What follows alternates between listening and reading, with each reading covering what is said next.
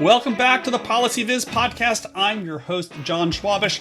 Hope you are well. Hope you are enjoying the beginning of September. Now, I had a plan for this week's episode. I had done my interview. I had created the audio file, the video file. Everything was edited, published, produced, ready to roll. And then I had the opportunity to interview today's guest, Erica Groshen, one of the former commissioners of the Bureau of Labor Statistics under President Obama.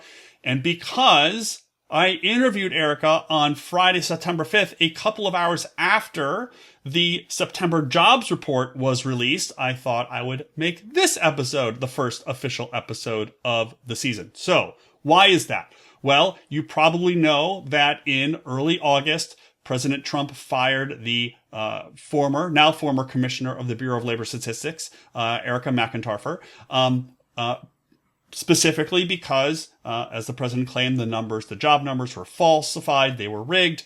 And so I reached out to Erica Groshen, former commissioner, to join me on the show to talk about the numbers, talk about that process, talk about what it is to be the BLS commissioner.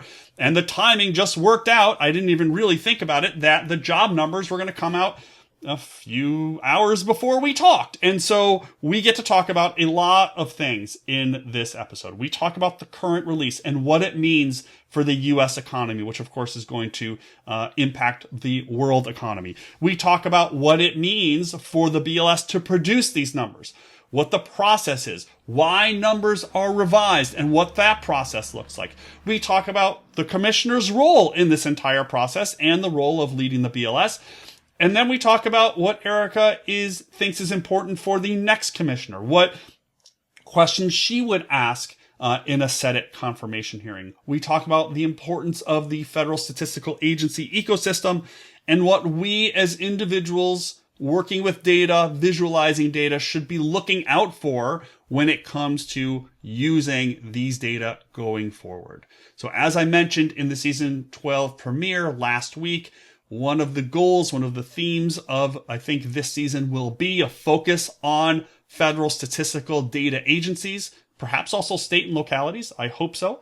And so this is sort of that first episode. We're going to focus on what I would sort of consider threats to the federal statistical agency ecosystem. And those data are, of course, important for lots of things, not just the work that we do to visualize and communicate data, but also importantly for decision making that policymakers, business leaders, organizations, nonprofits, transit agencies, lots of different groups are doing and making, relying on these data on a month-to-month or a week-to-week basis. So I think you're going to learn a lot from this week's episode of the show.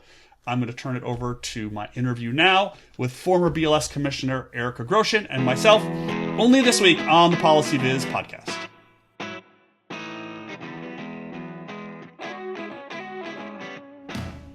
Hi, Erica. Great to see you again. How are things?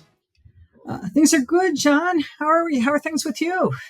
Well, it's early September in DC. You'd think it'd be 1,000,000 degrees, but actually the weather has been actually delightful. It's been delightful for like 3 weeks. It's amazing, like 70 degrees. I don't know what's happening, but we're enjoying the weather. How's the Northwest? Great, and the summer here is amazing. It is 70 degrees and beautiful almost every day. Wow. I don't know if anyone's ever said that about Seattle before. So summer is a closely guarded secret. Okay, now you're gonna let people know you're gonna have too many tourists wandering around. Yeah. Well, thanks for coming on the show. We ended up recording on sort of an interesting day. So it's Friday, September 5th. The BLS job numbers were just released for August of 25. And so what we saw was fairly, I'd say, anemic growth in August of 22,000 jobs added. We had an upward revision in July up to 79,000. And then maybe the biggest part of that puzzle is the downward revision in June to 13,000 jobs lost nationwide. So my first question for you is just a reaction to kind of all these pieces, including these revisions, which of course is a big part of why the BLS is such an important part of the story these days. But what's your reaction to the job numbers? Well, it continues the impression that that we got last time. So that was August 1st, right? And there we got a clear, very strong indication that job creation had stalled. And this month reinforces that. And so, yes, the estimate is just job creation of 22,000 jobs, and that's zero. I mean, that's right. Yeah, that's zero. Yeah. And the 3-month moving average, which I like to look at because it includes the benefits of the past revisions and smooths out some of the randomness that you can get in this, gives us 3-month moving average, a job creation of 29,000. So about what we got this month. And so that says that we're in a new phase of this expansion, which is pretty close to stalled, basically. Yeah. And that happens sometimes, but often that's the pathway to the beginning of a recession. So I'd say we're flashing yellow now. That's what I see. Not definitely, but it's flashing yellow, and this is this could be, the sign that we are turning the corner into a recession. And there have been a lot of policy changes that might turn out to be the explanations for this. Right. Now, when you both today and in your previous roles as commissioner and at the Fed, when you dive deeper into the data, what do you look for in these sort of sign posting either into expansion or into recession? Like what are the things that you're digging into? So, well, one of the things I look at first actually is what's happened to temporary help jobs, because companies that are in a hiring mode will often be adding temp workers as well, either before they turn them into permanent jobs or to try out the workers or whatever. So when you see temp jobs increasing, that often goes along with permanent job creation or as a leading indicator of permanent job creation. And it's the same thing on the downside. Companies that are seeing a decline in demand for their goods and services are going to be getting rid of temp workers, not adding them on, right? Right. And they're going to do that before they lay off workers, their own workers, right? And so temp help jobs has been a pretty reliable leading economic indicator. That said, it's been acting weird since the end of the pandemic. So, right. And the other question is, when you look at this, there are, for folks who are not fully immersed in these data, and we'll talk more about them in a bit, there's the household survey and there's the establishment survey. And how do you balance the two? How do you think about the two in terms of the trends? Because they don't always line up at a very micro level, when you get sort of into states and cities. So how do you think about them as you're sort of wading through all of the data? Well, one thing that I definitely do when I look at the payroll survey, then I'm mostly looking at actual numbers of jobs, whatever. Right. And I know that the precision is maybe on the change, it's not terribly high. I mean, it's still standard error of like 100,000 jobs. So, right. Yeah. But for the total number of jobs, the precision is amazing. Right? Yeah. And so it's okay to look at numbers, actual numbers of jobs in the payroll survey. When you get to the household survey, you only want to be looking at percentages and rates. Because this is a survey of 60,000 households, and the only acceptable precision really is in the rates, the unemployment rate, the payroll, the labor force participation rate, EPOP, those kinds of things. Right. Numbers are those standard errors are so large that, in the long run, they're going to look kind of like the payroll numbers, but only after you adjust a lot of different ways and the payroll numbers are fully. Anyway, so yeah. So I want to come to the adjustments, because I think that's a big part of, again, this national conversation about the BLS. Before we get there, I want to ask you about the revisions, because I think the revisions in last month was one of the big reasons the president just decided to fire the BLS commissioner.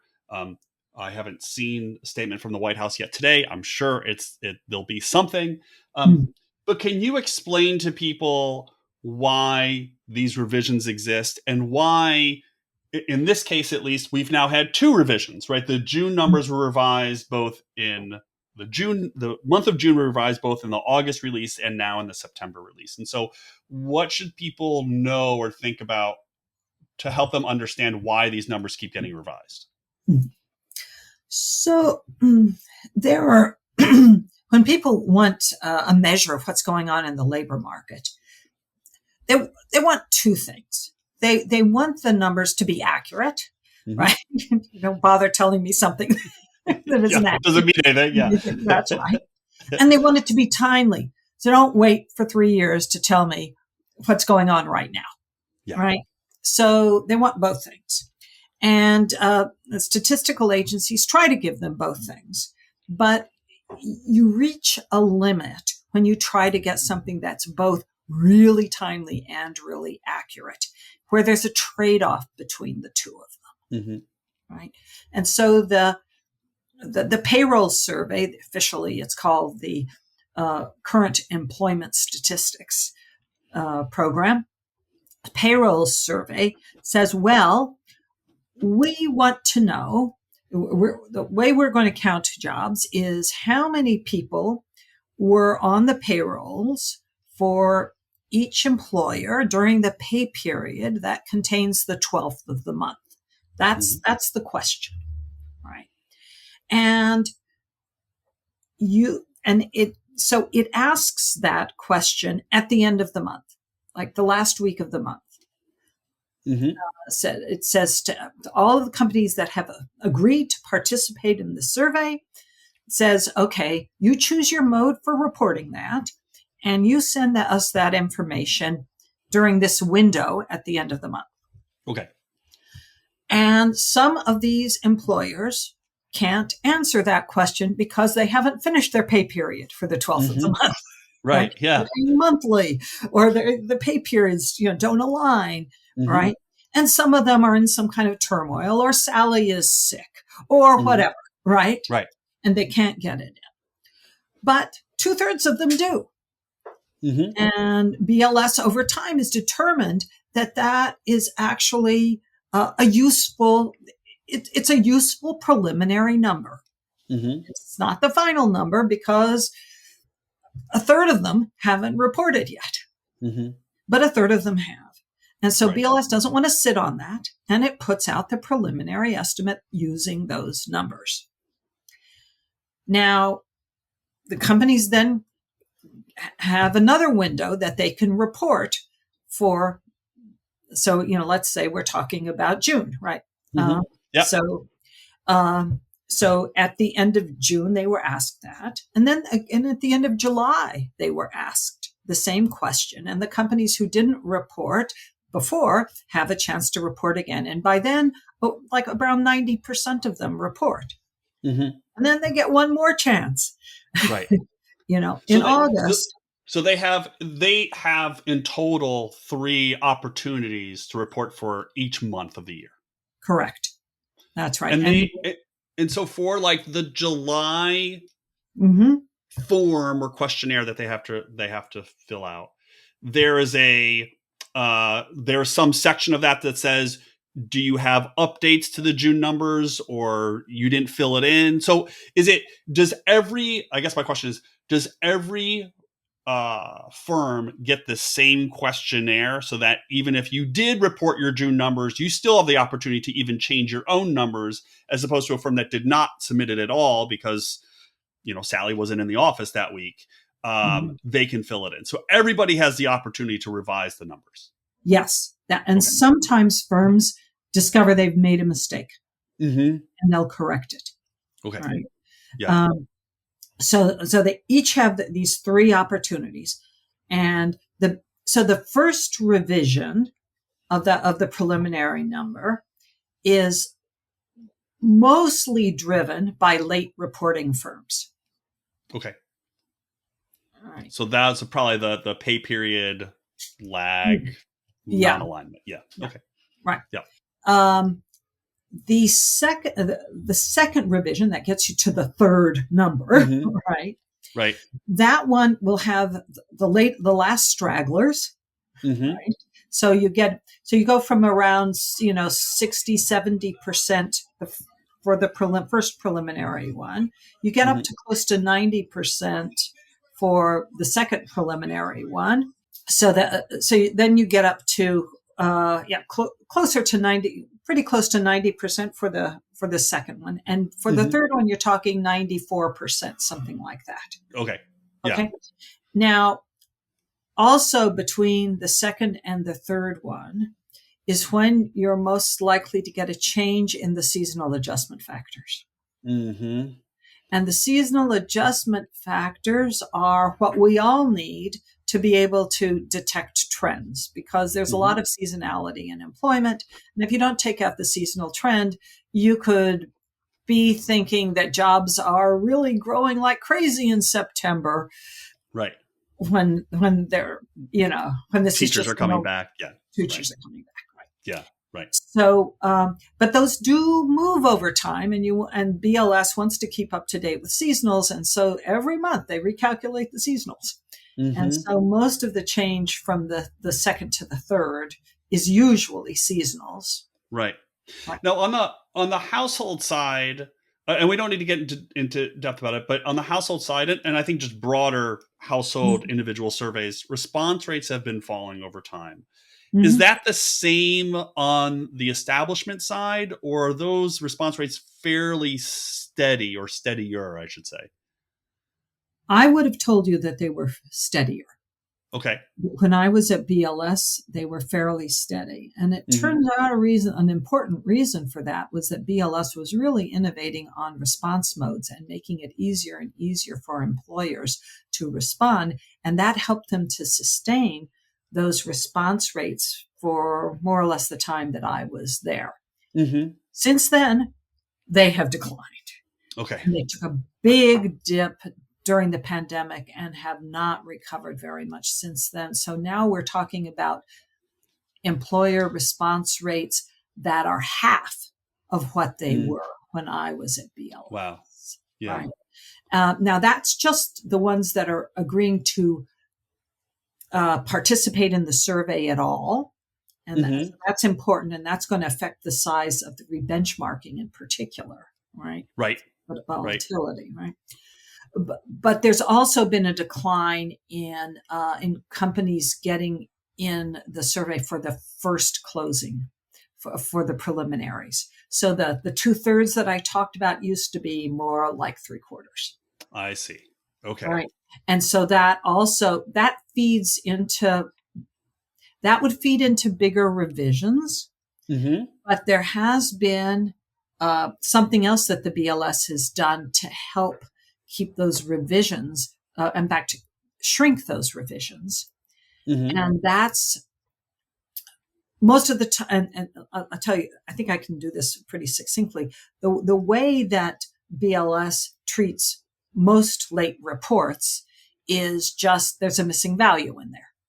Yeah. Right. And so you're imputing the same growth rate to the ones who don't report as to the ones who did report. Right? There are some very large companies who sometimes report late. They don't act like small companies. Yeah. And they're important. They're big. Right. And so BLS has some firm-specific imputations that it uses for those very large companies. I gotcha. And that has reduced revisions because you're extrapolating from their recent trends and their past behavior in other ways. Right. So I want to ask in a moment what you sort of see coming in the future and what people should be looking out for in the data. But I want to just sort of put a bow on this part about quality of BLS data, and maybe you can tell folks what the commissioner's role is in this. I mean, one of the reasons that Commissioner McIntyre was fired by the president because, he claimed the jobs were rigged and they were falsified and this sort of thing. And it's the other thing that I think is important for people to know is what does the commissioner do and what is the commissioner's role in these monthly numbers? I'm guessing that you are not working in whatever coding language BLS folks are doing, working on the birth death model or the seasonal adjustment model. So while you were there, what was your role in this monthly data collection and release? Mm-hmm. So the way you want to think about this is it's really a finely oiled machine, right? This is much more like a manufacturing process than anything else. It's not like consulting. Yeah.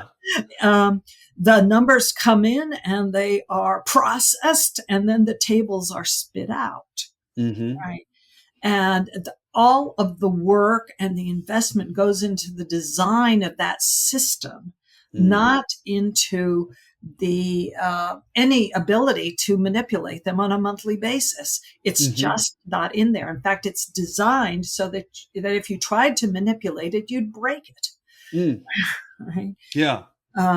You have teams of experts doing quality control for specific industries just to make sure there's nothing crazy in there because some company put in 1 million workers when they meant 10, but they're just looking at that particular industry when they're fine with that. Then they get added up and a small number of people just check those things to make sure there's nothing crazy going on there. Right. And then the numbers are final and that's it. And the commissioner gets them after they're final. The only thing that the commissioner sees that's at all preliminary is the draft of the narrative. Those are the paragraphs. Right. And the narrative, I learned in my first few months there when I tried to make them lively, is they're not supposed to be lively. There are no adjectives in there. Up, down, that's it. Yeah. Right? The BLS answer is the glass half empty or glass half full is, right. This is an 8-ounce vessel with 4 ounces of liquid. Yeah. And that's it. Right. I mean, even the visual of the employment situation report is like plain text. It looks like it was published on a typewriter. I mean, it definitely has this as neutral look and feel as you could get something on the web in 2025. There are words they use and words they don't use. And right. That's that. And so do all of these teams, well, I guess I'll make it a little bit more detailed. So for the jobs, and I'm sure it differs by different data collection, totally. but for jobs, are people assigned or are they split into different roles? So there's the group that does large businesses, the group that does small businesses. Are they distinguished by region of the country and they kind of don't talk to each other? And then there is some other group that talks to each other to sort of pull it all together? Yeah. So of course, there are the people who work on data collection. They're mostly out on the field and they're convincing companies to participate.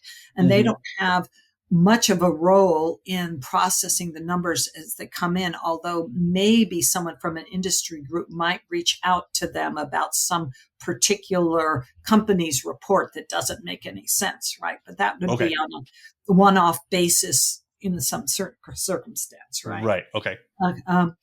So once the data have all been collected, and the collection period is over, then you have the different industry groups in the main office looking at them separately from each other and Mm-hmm. only looking at their industry and not communicating with each Right. other Right. until they're added up together, and only a few people have seen that. Right. And those very tightly choreographed, very short turnaround, right? Yeah. And because the deadline for reporting the numbers is typically the Monday before the Friday when the numbers are reported. Yeah, so that's an interesting point. So what does the calendar look like? The firms are reporting in the last week of the month. Mm-hmm. So that's when it's being collected, in that last week. And then it takes, I'm assuming, it's 2 full weeks of the analysis and assembling. No. It's not. It's 3 days, 3 days. Oh, wow. Yeah. Wow. Yeah. Yeah. So, yeah, it's very, very fast, but there is time, to look at it. And that's why the programs are really important, because they flag the issues, and then the people look at them and address them, and it runs smoothly. But sometimes I got it on Tuesday night, and sometimes I got it Wednesday morning. Right. To go out on Friday, right? It goes out Friday at a very specific time. Right. That's right. Okay. So with that as background, and how in your role as commissioner, there have been you didn't ask me those. So then what does a commissioner do? Right. So what does a commissioner do? Right. Yes. Yeah. Yeah. So far, we've established you haven't really done anything. Right. Yeah. So on the numbers day, I prepared to brief the Council of Economic Advisors and the Secretary of Labor, and also to answer questions from journalists or whatever, that might have come up afterwards on that release. So I was just educating myself on what the numbers said. Right. And so there are two changes that I made to the release, this boring release, right? If you look at the very last paragraph of the narrative every month, when it talks about the revisions, there is a clause there that says, this time in that first, the second sentence, actually, with these revisions, employment in June and July combined is at this point 21,000 lower than previously reported. Right? Yes. That's there because I said, let's add it up for people. I noticed that sentence this morning. I was like, I don't think I've ever paid that much attention to it, but yes, I saw that this morning. You are welcome. Okay, so we have you to thank for that. That one I could do, just say, okay, let's put that in, and I want that in going forward, right? So that could be done because that's in the narrative. The other thing that I did was, if you look at table B,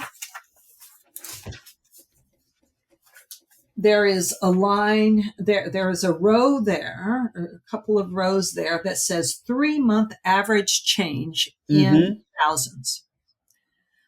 I suggested that be in there too. Again, anybody could do that math, but my time in the Fed, we were often looking at the 3-month average, because that incorporated the recent revisions and helped to change our view of what we thought was going on before, and it smoothed out some of the randomness. And so we looked at it there, and I said, well, I think it should be there because I think that people should be looking at that number. And therefore, let's put it in.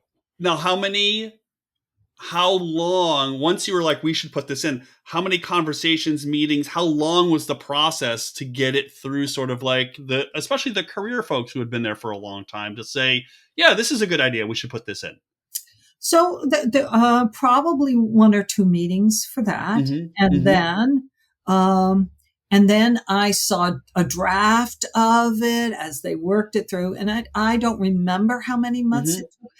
At least 2 months, maybe 3 months to get that change into but both of these are they are both taking data that are already produced and Yes. just disseminating them, basically additional dissemination.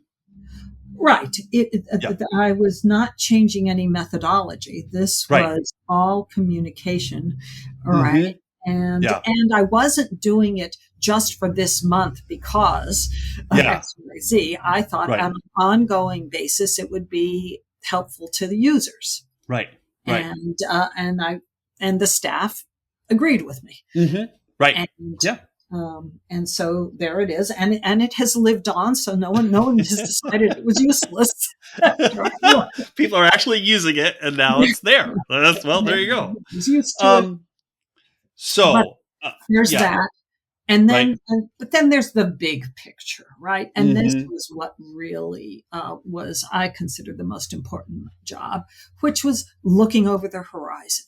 Where Mm-hmm. should we be going? What should we be prioritizing? Of all the things that BLS could be doing, what should we be doing? Mm-hmm. And being the public face of the agency, fending off requests that were inappropriate for Mm-hmm. the agency, encouraging ones that were appropriate, that kind of thing. So, CEO type things. Right. Right. But the CEO isn't down there producing, in the factory. They're not running Right. the machines. Right. I wasn't programming anything. You are right. Right. Probably in Fortran, if I know anything about government work, but That wasn't no, it wasn't Fortran. It wasn't Fortran. Okay. Okay, so with that in mind of the commissioner's role, there have been a couple of names floated to replace the commissioner, Commissioner McIntyre. If you were on the, I guess it'd be a Senate panel. If you're on the Senate panel, what are you looking for in a nominee, or what questions are you asking a nominee for the position? Yeah.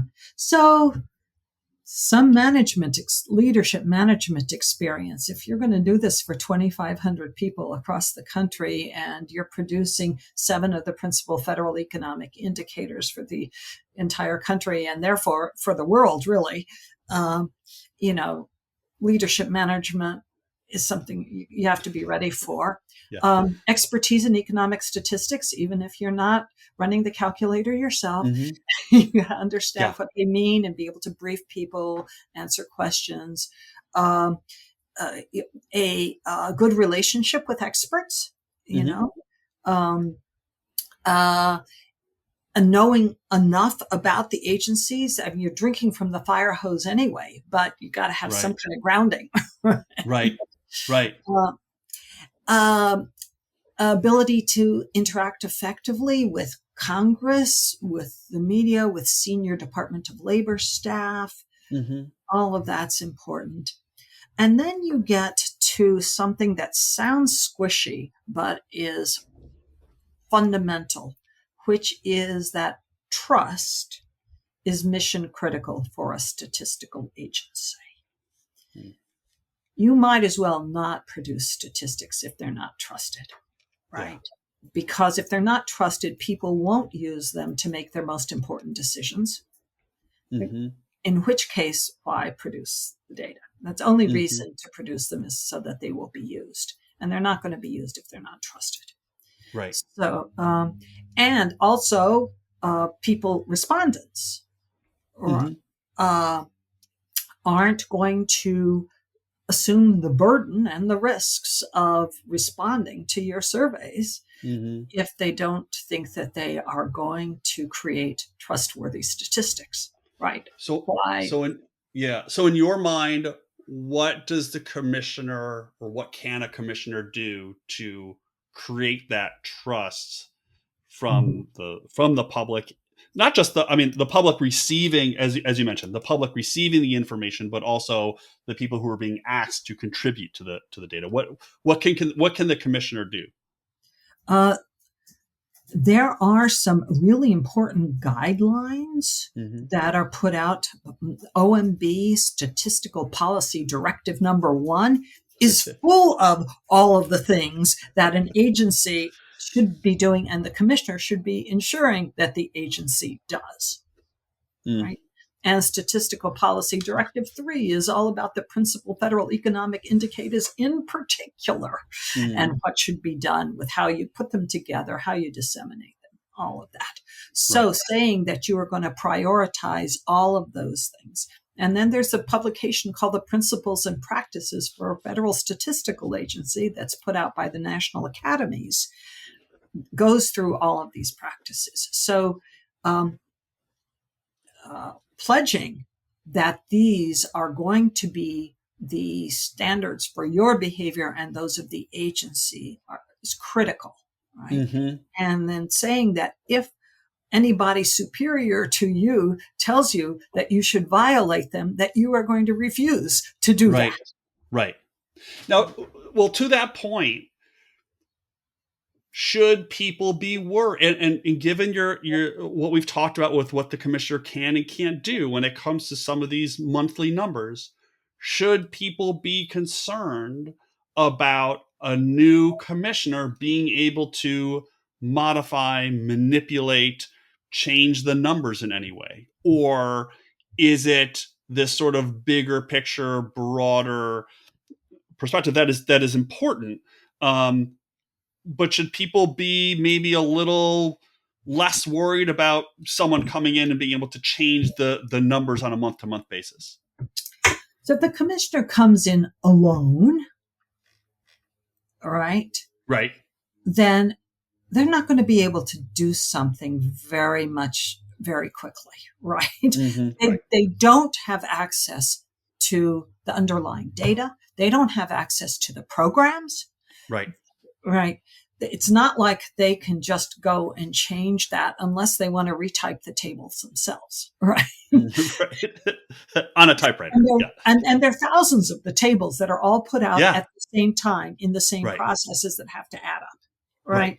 This is a finely oiled machine. Everybody knows what they're doing, and the commissioner is not running it on a moment basis. And they're the only appointee in the whole agency, right? Right. So what would then be the signs that they tried to do this, right? Yeah. Right. Well, they might bring in a posse, you know. Mm-hmm. Yeah, their own people. Right. But even they would have to figure out what to do and how to do it. Yeah. Right. And how to do it on the fly. All right. Right. Right. And very complicated stuff on the fly. Like That's just so people understand, like this isn't like, you know, changing a tab in an Excel file. Like this is complicated stuff with lots of programs and lots of math going on. It's not like you just toggle some switch. Yeah. Right. That has been tested to make sure it all adds right. up. Right. Yeah. Right. Yeah. Okay. So what would you see? Well, you'd probably see some delays in releases. If they're trying to do it, you know, they'd have to be superhuman to not screw it up in some way. Yeah. Right. You'd see some unannounced or unexplained changes in methodology and that would violate principles of transparency that the agencies are supposed to follow. Right. You would, and you just see mistakes, you know, in them that aren't typical. Right. You'd see injection of policy spin into the release narrative. So all of a sudden you'd get adjectives. Yeah. Right. So just the language itself. That's right. Interesting. Yeah. And then you'd have the signs of staff resistance, because remember, the culture of the BLS is definitely apolitical data nerds. All right. Yeah. Totally dedicated apolitical data nerds. And you would get whistleblowers, resignations, leaks, crazy transfers, things like that. So I think it would be visible. Okay. All right. So that's the things to look for. So then, what do you think Congress or other policy leaders, policymakers can or should be doing in this? We could almost call it a transition period from one commissioner to the next, and then going forward. I'm going to assume funding is part of that. We can put that to the side if you want. But what should policymakers' role be in this entire process? So a rapid and thorough vetting of any candidate, right? The kinds of things that we talked about. So make sure that this candidate is worthy, right? And will uphold the trust, right? Then there's some other important things. There is a policy that the administration is pushing forward called a scheduled policy career to convert, reclassify civil servants who deal in policy influencing jobs, who have policy influencing jobs, so that they'll be reclassified so that they can be fired at the pleasure of the president, essentially. Right. That converts these civil service jobs into much more like political appointments. That should not be applied to anybody in the statistical agencies, because the numbers influence policy, but the statistical processes are not about influencing policy. Yeah. That distinction is not clear in anything written so far about these positions. We talked about investing in improving and modernizing BLS methods. Every statistical agency needs to be modernizing all the time. BLS has not been able to because it's been so strapped for funds. Congress should also clarify the distinction between a presidential appointee in a term limited position, like the head of the BLS, and appointees that serve at the pleasure of the president. If they are the same, then why is there a difference? And if they're not the same, then exactly what can you fire someone in a term limited position? The understanding used to be, and when I took the job, my understanding was that I could only be fired for cause, for not doing my job or malfeasance or something like that, not because I produced unwelcome news to the president. Right. And so if Congress wants there to be a distinction, they're going to have to step up to the plate for that. Which I'm sure, by the way, which I'm sure you did on occasion in 4 years there. I'm sure there was news that the administration that you worked under was not particularly happy with. I was told at one point that revisions were causing presidential heartburn to President Obama. But that's as far as it went. That's right. Well, you could just send him a bottle of Tums, I guess, and call it a day. Yeah. Anyway, sorry, I interrupted. Okay, so go ahead. That's okay. So those are really the main things. I don't know if Congress can tell the administration to lift the hiring freeze for the statistical agencies, but they should. Yeah, right. Because BLS is down over 20% of its staff. A third of its top leadership positions are empty. This is a problem for just maintaining operation. Yeah, right. One more thing Congress can do is that there are some restrictions, legal restrictions on sharing data between federal agencies and federal and state agencies that really hamper the ability of the statistical agencies to produce modern statistics. Those could be lifted because statistical agencies do not endanger the privacy and the confidentiality of any of these respondents. Or, I mean, there's no logical reason for the statistical agencies not to have access to these data to produce better statistics for us all to use. Right. To talk across with each other. To talk with each other. Right. Okay, so before I let you go, Mhm. where are where are you right now? How are you feeling about the BLS and these various attacks? I know you're part of, if not leading, the Friends of the BLS group. Like, where are you feeling about where the agency stands now? And we've talked a little bit about this, but where it stands now, and then where things are headed with the, we can leave names of potential commissioners off, but like, where are you? How are you sort of viewing the world these days from your perspective? Uh, I have two conflicting emotions. Mm, One is I'm very worried about the continued collateral damage and intentional damage to the mm-hmm, statistical agency for all the things we talked about, mm-hmm, and I understand that things could get much worse, mm-hmm, and I think that would be really bad for our country as a whole mm-hmm, in so many ways. Uh, Countries that don't have reliable statistics lose stature quickly. mm-hmm, All right, and we would inhibit the ability of our businesses to make good decisions and inhibit the ability of our policymakers to make good decisions. mm-hmm, Chaos, all of those things. So that I'm very worried about that. At the same time, I think that the uproar that we have seen since August 1st it's been very heartening to me. mm-hmm, All the sectors, bipartisan, public, it's been vigorous, it's been sustained. And this signals an appreciation for this long neglected public good, right? You yeah, don't know what you got till it's gone or yeah, about to be gone. So is this going to be a turning point for federal statistics, at least, in the next years?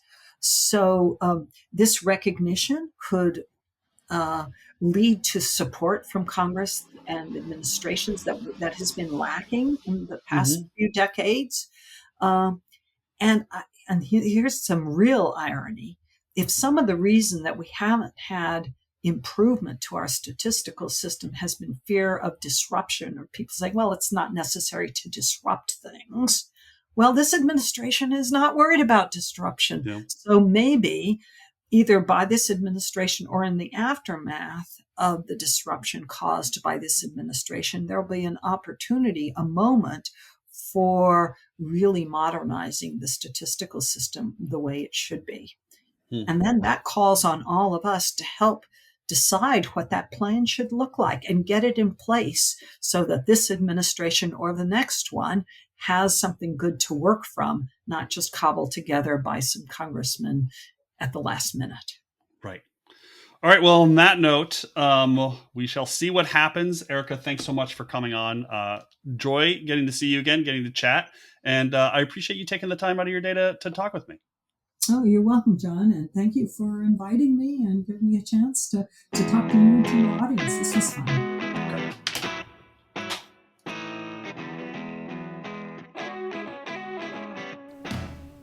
Thanks for listening to the show, everybody. Hope you learned a lot about that. I hope you will support the BLS in its efforts to produce high quality and consistent data over time. I hope you will check out some of the links that I posted in the show notes. And of course, I hope you will rate and review the show wherever you get it, be it on iTunes, be it on Spotify, be it on Zencastr, or be it on my website at PolicyViz.com. And of course, as always, if you're watching on YouTube, be sure to subscribe.